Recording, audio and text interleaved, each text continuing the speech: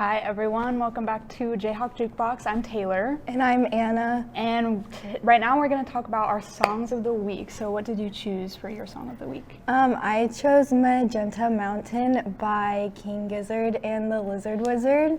It came out March 29th, so it's a fairly new song. What song did you pick? I chose As It Was by Harry Styles. Also came out, I don't remember what day, last Friday. So also very new. But yeah, just tell me more about your song, I guess.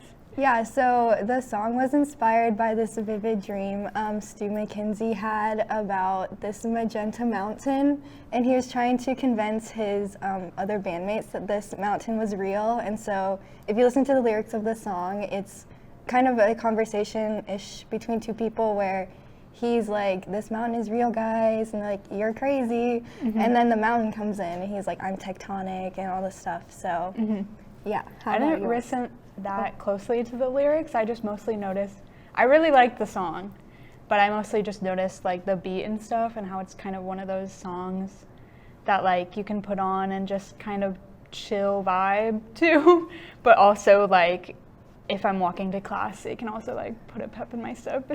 Just depends on the mood.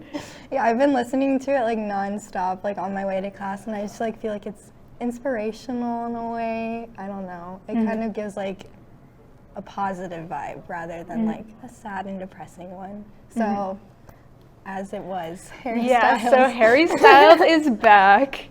And this is his first single off his new album that's coming out in May. And I'm so excited. I'm so obsessed with him. And this song is one of those ones where I also, if you don't listen to the lyrics, like it's a really upbeat song, and then you actually listen to the words and it's really sad. And also it had a music video accompanied with it that's just very like abstract art type, and people are making a lot of theories about what the song means. But yeah, I really like the song. I got into a deep internet search about theories about the song, but I like the like 80s pop sound of the song. It's like very much kind of like The Weeknd and Dua Lipa. It's like I feel like it's almost like a mix between his last album and his first album. Or like, I guess just a mix between both his albums, because the first one was very folky, like not a lot of poppy songs, and his second album was very much just all like psychedelic funk pop, and I feel like this song is like a mix, so I'm really excited to see what the whole album's like. Yeah, I'm excited for it in May too. Yeah. We will take a break and then we'll be back with Jayhawk Jukebox.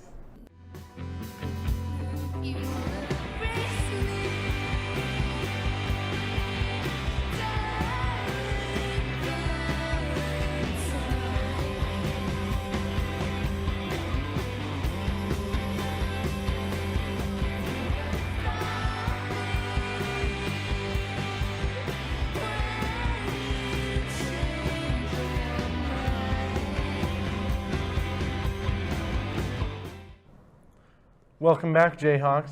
With the recent success of our basketball team, just winning a national championship in New Orleans, Zach and I wanted to talk about some of our favorite sports songs that really get us hyped up for events or anything. So I believe you have 3 songs that you want to tell me about. What gets you hyped up to watch some of these games? Yeah, and I went with 2 oldies and one more current one. The first one I chose was Enter Sandman by Metallica.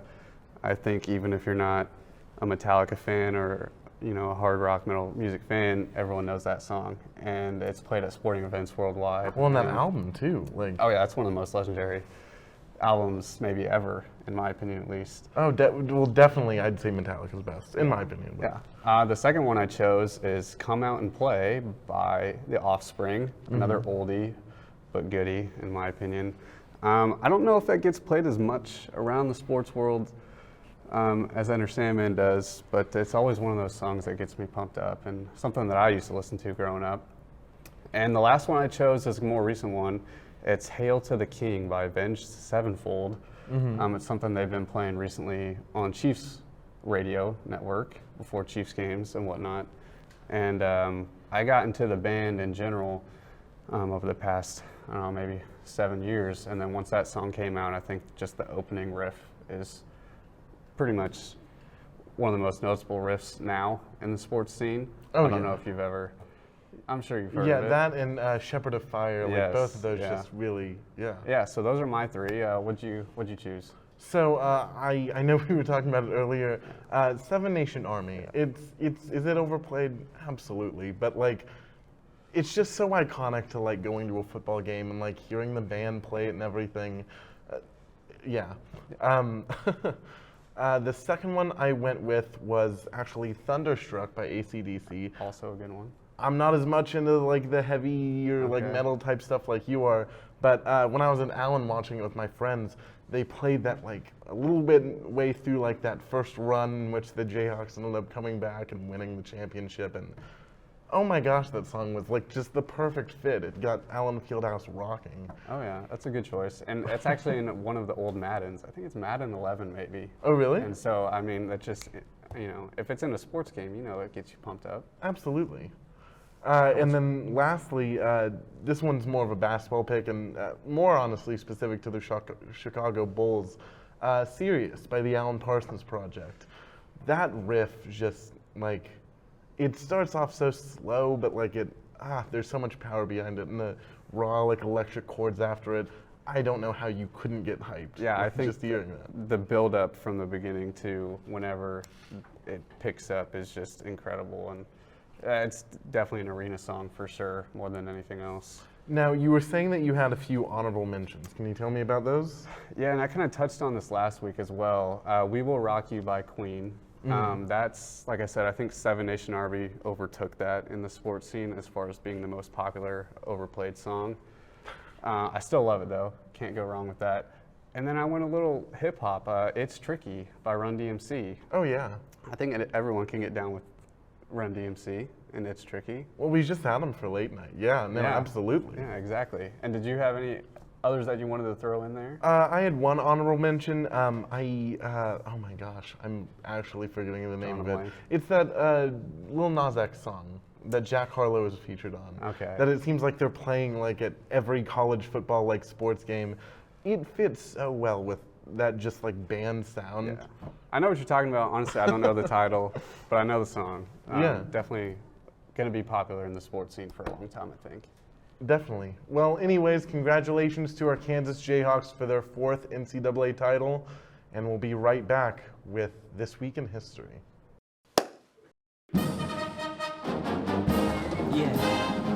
Yeah, I always just clap in this part. This is where everyone's talking amongst themselves. Do you know how to do it? Do you know how to do it? Are we supposed to smile? When do we start?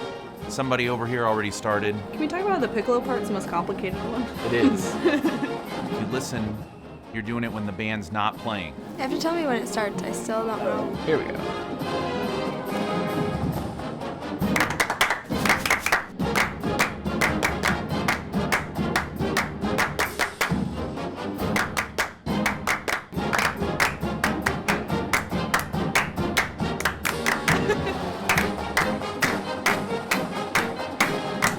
Just clapping now.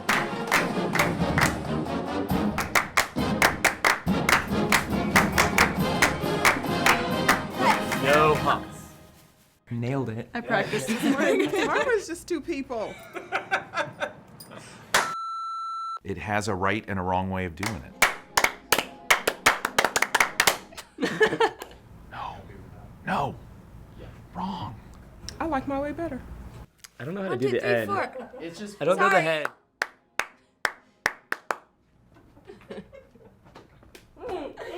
It's hard by yourself.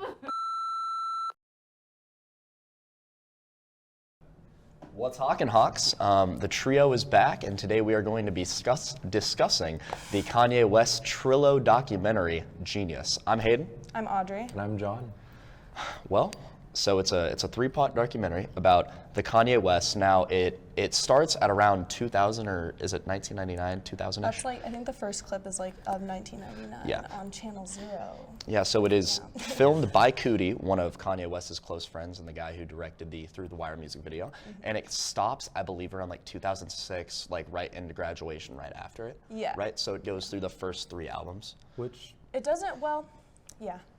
So, yeah, it does. I yeah. thought that was super cool for like Cootie to just be like, I'm gonna like fully like put everything into you. Like I have a dream, like I Yeah, see what you're seriously, doing, and man. like documented everything. Like who Yep. would have thought about that? And like just That to was see some where he's at today. commitment. Like trying to kill 2 dreams with 1 stone. 2 Yeah. dreams with 1 sleep. You know what I mean? With 1 So sleep. yeah, it's really cool because especially the way that he films it is so authentic and raw and like in your face. Like they're going into these different studios. Like, dude, can I even record right now? Why not? Just stop Yeah, if they might tell as us to well. stop. Yeah. Yeah. Take some boldness for sure. Yeah, I did wish, like, I mean, for obvious reasons, I guess he didn't follow Kanye throughout his career because he got pretty famous. But I did wish he kind of followed him, continued to, even though, like, I understand why he didn't. But then when he came back, I was really surprised because, like, Kanye just was so a different person. Yeah, And, like, seeing that young Kanye Yeah. so still humble to a degree, like he was To a confident in degree, himself, but he wasn't completely arrogant yet. His mom, I think, really did help keep him Oh, grounded, 100%. which was something he always talked about. But I 100%. don't think everybody really saw that until you got those in person, like when they went to his house and they were rapping Yeah. about this rap he had when he was like 14. Yeah, You know what I mean? I'm definitely one of those people that I'm like, Kanye, I'm just like, I don't like him as a person. I do like his music. But after seeing this, I'm like, okay, I get it. He struggled to become a rapper because he started off as a producer, you know, like struggling in the game, like cool story coming up, bro, but still. He was the I'm first- like, I'm like, He had so much like talent and like so much giftings that like I feel like he didn't know how to use, and like definitely what you guys said, like his mother like was always yeah. that kind of like, hey, like always like go back to home and like remember where you came from, which I really appreciated. And also like how I don't know, she's just like a dope person too. I'm like, yeah, I want she a was Donda so in my nice. life. I She didn't was know she definitely was her a- biggest, or his biggest supporter. Yeah, I didn't know she was an English teacher either, or a professor Oh yeah, at I the like, university saw in that Chicago or something yesterday like after I looked her up. I was Yeah. like, oh, she actually, cool. So, out of 5, what would you guys rate this documentary? Well, I'm just about done. I'm not all the way done yet. So I mean, right now I'd give it a 4 out of 5 because for me, it's not as produced, but there's another docuseries that's on Hulu about the Wu-Tang Clan that I've talked about a lot. And watching that, they show some of the like studio reenactments. It's by different actors. It's a whole produced thing, but they show studio reenactments of like them recording tracks. And the Kanye thing. The Kanye doc gave me a lot of those vibes, and it kind of makes me see some of the tracks on Dropout a little differently. Like one of my favorite verses is by the dude who, I can't even remember his name right now, but he's a poet. He's not actually technically a rapper. And Never Let Me Down. It's my favorite like verse on the whole thing because he's just preaching this verse like a straight up preacher. Yeah, And yeah. you're just like, what? And then they show it in the doc, and you're just like, oh my god, it's nice. That's so cool. No, yeah, definitely like the songs like being made. I love watching Yes. those kinds of Yeah. videos, and like just watching the songs being made like gave me butterflies. I was like, Yeah. oh, look at how it all started. Right, the little origins. Yeah. What would you rate this out of 5? So I'm only on episode 1, Oh but God, hey, I still want to watch some more. Like my friends know, like I'm not a Kanye person, so like this is like okay. Like seeing how it all started, I'm like okay, I respect it. Yeah. So I give it a 4 because I do like the aesthetics, and I love the whole like that it's not just like fake vintage or fake 90s, Yeah. like it's actual like VHS camcorder. Yeah. And yeah, I give Back it to a the 4. grassroots. Awesome. What about you, Miss? I watched it all. Yeah, seriously, guys, come on. Fully watching the whole thing, I would give it 2.5 out of 5. 2.5. Only because I thought the second and the first episode could have just been combined into one. That would have been a Or- 3-hour long episode. That's as long I as know, Inglorious or Bastards. it just could have been a long documentary. Like So- some stuff in it, I was like, yeah, this is cool, but this has been going on for 5 minutes. Yeah, I kind of felt. So And you would I'm like, rather watch a Wolf of Wall Street length documentary on Kanye West in one sitting Okay, than you 2 are separate like, he's the only episodes Kanye that fan are an here. hour and a Yeah, half as you long? can see. I'm just saying, I don't think that's efficient for your time. I think, especially if you don't like Kanye, you can only take him in little bits, right? There's a reason his media coverage only lasts a week at most, Okay, every you're other right. month, right? I liked it that it was in bits, but I did binge it, so. Maybe that's why So- they did that. They wanted you to binge it. They wanted you to be like, oh, what's next and everything. So Yeah. that's why they did hour and a half blocks. They But might have well I just done felt an that hour. too. Yeah. It was like I was on my phone and I was like, okay, yeah, like they've been doing the same thing for like 10 minutes now. And I'm Yeah. like, okay, I get it. Like, okay, Or like what's the next? recaps from like the previous episode, I'm like, yeah, we covered this. Yeah. Let's speed it up. Yeah. Well, that's all we have for Indeed. this segment. Trio out. Yeah. See y'all. Genius. You may not hear it at first, but it's there. Our chant. rising.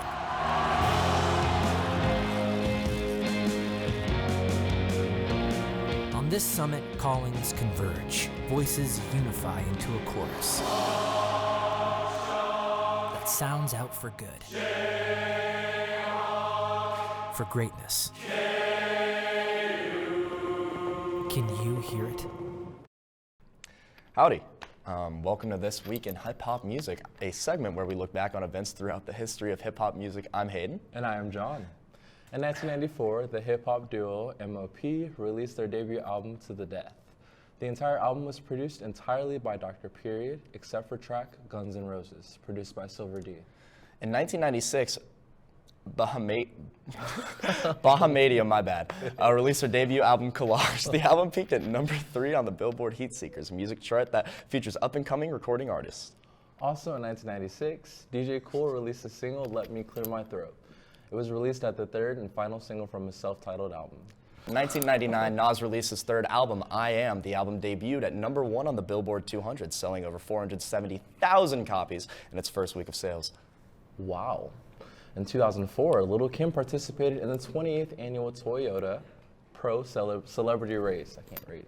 The event helped raise more than $100,000 for Racing for Kids, a nonprofit program benefiting Southern California children's hospitals in Long Beach and Orange County. In 2005, Dr. Dre was ranked 54th out of 100 artists for Rolling Stone magazine's The Immortals, the greatest artist of all time. Kanye West wrote the summary for Dr. Dre, where he stated Dr. Dre's song Explosive was where he got his whole sound from. We were just talking about Kanye I know. West. Kanye doesn't really leave me back. Wow. Well, today, April 7th, is a special day in the city of Compton. In 2008, the former mayor, Mr. Omar Bradley, declared this day Easy-E Day in Compton, California. Yes, he did. To recognize all of his hard work. Yes, he did. Also in 2008, Wayne Frosty Freeze Frost of Rocksteady Crew died. He helped inspire a worldwide breakdancing craze in the early 1980s as one of the first b-boys. In 2009, Run DMC was inducted into the Rock and Roll Hall of Fame. They became the second rap group to be inducted into the Rock and Roll Hall of Fame after Grandmaster Flash and the Furious Five. In 2011, Nicki Minaj released her popular single, Super Bass. It was the highest charting solo single by a female rapper since Missy Elliott's Work It in 2002. And that concludes This Week in Hip Hop Music. Be sure to tune in next week at 4:30.